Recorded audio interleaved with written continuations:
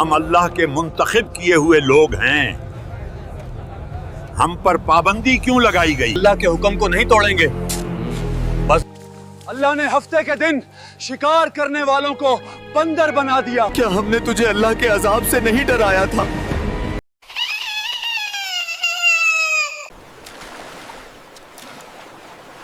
یہ ایک ایسی قوم ہے جس پر اللہ تعالیٰ کی بے شمار رحمتیں نازل تھی، ہر طرف خوشحالی تھی، رزق کی فراوانی تھی، نہ بھوک کا خوف، نہ جنگ کا خطرہ، نہ کسی قسم کی کمی، نہ محرومی۔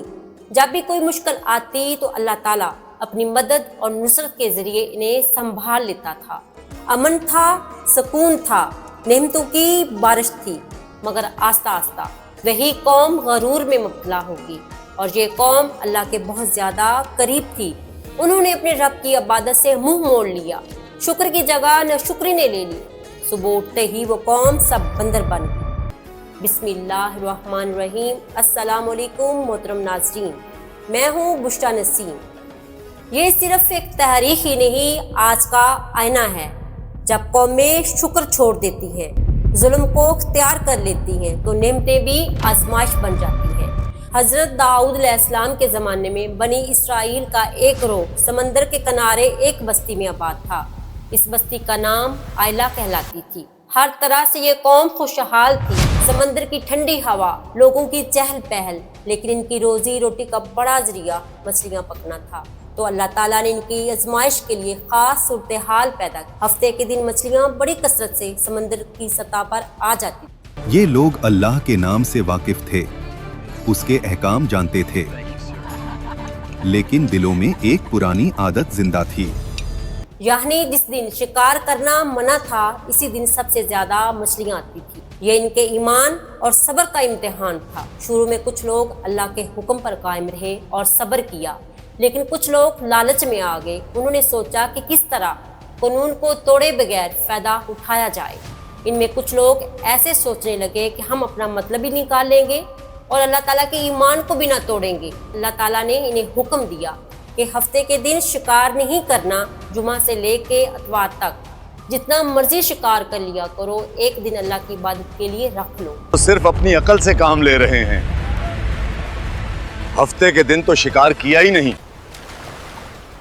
یہ ایک ایسی آزمائش تھی، جب ہفتے کا دن آتا تو سمندر میں کثرت سے مچھلیاں آتی، اور جمعہ اور اتوار والے دن اتنی زیادہ مچھلیاں نہ آتی تھی۔ بس پھر ایک شخص شاطر خدا کے حکم سے منہ موڑنے والا تھا۔ پریشان نہ ہو، میں آپ سب کو ایک ترکیب بتاتا ہوں، آپ ہفتے والے دن کانٹا لگا کر سمندر میں چھوڑ دیا کرو۔ اس آدمی نے کہا کہ مچھلی اتوار والے دن ہی آپ نے نکالنی، ہفتے کی حرمت بھی باقی رہ جائے گی، اور اس طرح تمہارا شکار بھی ہو جائے گا۔ اس طرح شیطان آدمی کے بتائے ہوئے طریقے سے مچھلی پھنسی رہی اور اتوار والے دن نکال لی گئی، اور وہ بہت خوش ہوتا، خوشی سے اسے کھاتا۔ جب آہستہ آہستہ سب کو پتا چلا تو اس نے سب کو ایک ترکیب بتا دی کہ آپ سب لوگ بھی ایسے ہی کیا کرو۔ سب لوگ ہفتے کو جال پھینک دیتے، اتوار والے دن مچھلیاں نکال لیتے تھے، لیکن ان کی زبان سے اطاعت اور عمل سے چلاکی تھی۔ انہوں نے سمندر میں چھوٹی چھوٹی نالیاں اور تالاب بنا دیے، گڈھے بنا دیے، کھڈے بنا دیے۔ جیسے ہی ہفتے والے دن مچھلیاں آتی تو سب ان میں سے جمع ہو جاتی تھی، اور ہم ان مچھلیوں کو نکال کر کھائیں گے۔ ان میں سے کچھ لوگ اللہ کے نیک بندے بھی تھے، اور کہنے لگے کہ اے لوگو، اللہ نے ہفتے کے دن شکار سے منع کیا ہے۔ جو تم جھوٹے جھوٹے جال اور تالاب بناتے ہو، تو یہ شکار ہفتے کے دن کا ہو۔ آپ اللہ کے ڈر اور خوف سے ڈرو، اللہ کی نافرمانی نہ کرو، باز آ جاؤ۔ یہ سب لوگ ہنسنے لگے، ان کا مذاق اڑانے لگے، اور کہنے لگے آگے سے یہ کہتے ہیں کہ جو مرضی ہو، جو ہم، اور پھر اتوار کو نکال لیں گے، اللہ بھی خوش ہو جائے اور ہم بھی۔ کرنا ہوگا کہ ہفتے کے دن مچھلیاں کسی جال میں پھنس جائیں اور ہمیں کچھ نہ کرنا پڑے، بس نالیاں نکال دیں گے، مچھلیاں خود جال میں پھنس جائیں گی۔ ہماری مرضی ہوگی وہی ہم کریں گے۔ اب اس بستی میں 3 گروہ بن گئے۔ ایک گروہ جو ان کو ہدایت دیتا تھا اور منع کرتا تھا، دوسرا گروہ جو سب دیکھ کر خاموشی اختیار کرتا تھا، تیسرا گروہ جو گمراہ ہو گیا۔ ان میں سے جو نیک گروہ تھا، انہوں نے بستی کے بیچ میں سے ایک دیوار کھڑی کر دی۔ ایک بزرگ نے سب کو یہ حکم دیا کہ نافرمانی کرنے والے جو ہیں وہ ایک سائڈ پہ ہو جائیں، جو اللہ کے حکم پر عمل کرنے والے ہیں وہ سب ادھر آ جائیں۔ صالح لوگ بار بار کہتے رہے باز آ جاؤ، باز آ جاؤ۔ اب گناہ ہے، اللہ کے حکم کو توڑنا تمہارے لیے بربادی کی وجہ بنے گا۔ اللہ کی نافرمانی نہ کرو اور اللہ کے قانون کو نہ توڑو، اور یہ سب کے لیے بہت برا ہوگا، عذاب آئے گا۔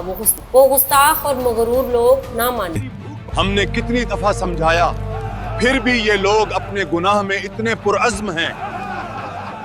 یہ نافرمانی نہیں بلکہ ہماری عقل کا نتیجہ ہے۔ اللہ جس طرح قوم لوط، قوم سبا کا حشر ہوا، آپ سب کا بھی یہی حشر ہوگا۔ وہ سارے نافرمان جن کی تعداد 13,000 تھی، وہ ہنستے، مذاق اڑاتے اور وہ کہتے یہ سب تو کتابی باتیں ہیں، کوئی عذاب نہیں آتا، نہیں بلکہ ہماری عقل کا نتیجہ ہے۔ نہیں آتا۔ جیسے وہ دو گروہ، پھر وہ دو گروہ دو حصوں میں تقسیم ہو گیا۔ نیک لوگ جنہوں نے دیوار کھڑی کی تھی وہ ادھر آ گئے، دوسرا گروہ جو گستاخ تھا دیواروں کی دوسری طرف۔ اس طرح ساری رات وہ لوگ گانے بجاتے رہے، ناچتے رہے اور ہنستے رہے۔ نیک صالح لوگ جو تھے وہ ایک سائڈ پہ اللہ کی عبادت میں مشغول رہے، اللہ سے معافیاں مانگتے رہے، توبہ کرتے رہے، استغفار کرتے رہے، اور صبح کیا دیکھتے ہیں کہ ادھر سے کوئی آواز تک بھی نہ آئی۔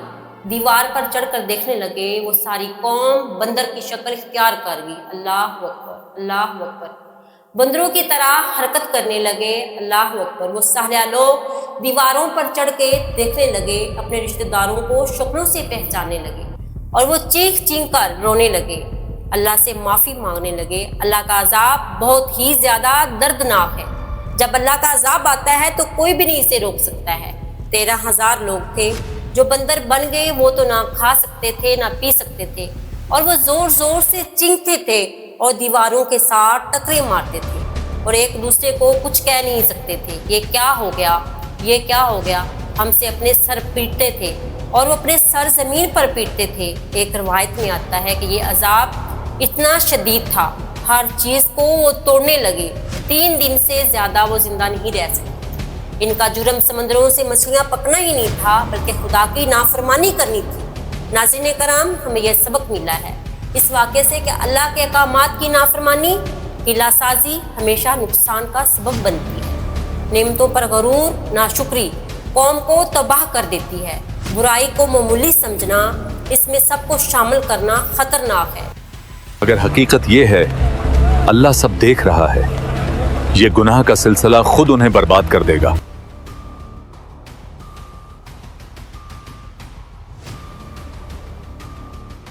نصیحت کرنے والوں کی بات نہ سننا، اصلاح کو نظر انداز کرنا نقصان دہ ہے۔ سب دیکھ رہا ہے۔ وقتی فائدہ حاصل کرنا ہمیشہ کامیابی نہیں ہوتی، آخر میں اللہ کا عذاب بھی ضرور آتا ہے۔ یہ بات آپ یاد رکھیں کہ کیا ہم آج بھی لالچ اور چالاکی میں بھٹک رہے ہیں؟ اپنا جواب ہاں یا نہ ہمیں کمنٹ میں ضرور بتائیے گا۔ اور پیارے ناظرین کرام، اگر آپ سب کو یہ ویڈیو پسند آئی ہوگی تو میرے چینل بشریٰ نسیم کو لازمی لائک کر دیں، سبسکرائب کر دیں اور شیئر کرنا مت بھولیں۔ انشاءاللہ نیکسٹ ویڈیو میں ہم حاضر ہوتے ہیں، تب تک اپنا اور اپنی فیملی کا خاص خیال رکھیں۔ اللہ حافظ۔